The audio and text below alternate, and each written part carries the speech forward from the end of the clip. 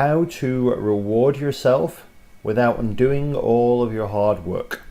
It's an interesting scenario these days where the work you're doing to get to where you want to be, that end result, usually it's not good enough for most people to just get there. They've got to be little steps along the way, usually because their goal's pretty big. And there has to be many little rewards along the way to keep you motivated. So on one of the other videos I mentioned about an employee not doing what they're supposed to be doing.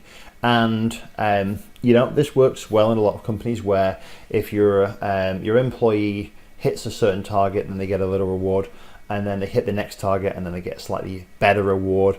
And then if they hit the big target, then they get big reward. Well, there's no reason why you shouldn't have, if you're working towards any goal, you shouldn't have something similar set up in mind. Now, the interesting or the complicated thing when it comes to working out or trying to lose weight, which is one of the reasons why a lot of people work out, that they need that little reward along the way. But the problem is they end up rewarding themselves with something that's going to take them in the wrong direction.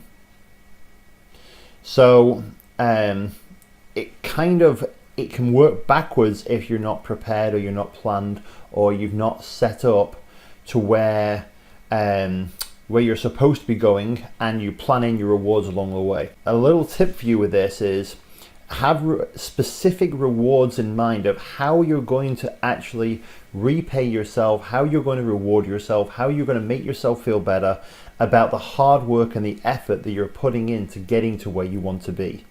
Because having that long-term goal is great and working towards it is fantastic.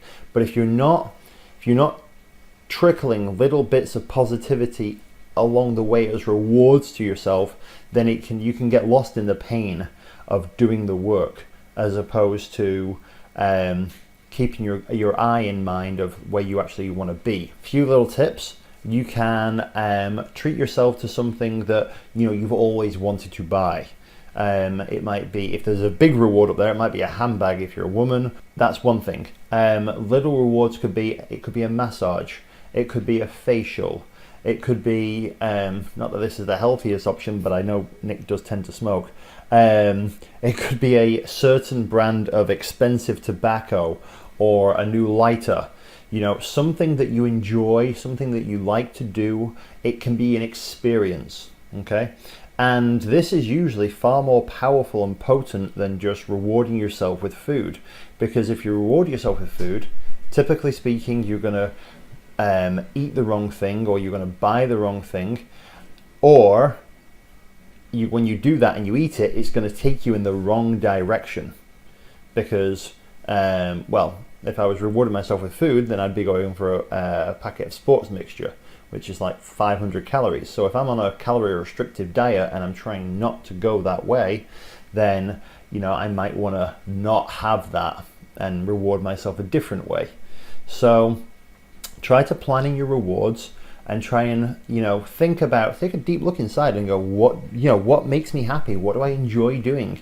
And if it is a food basis or it's a drink basis and you need that substance reward on that basis, then factor that into your calories for the week so it's less damaging to your results.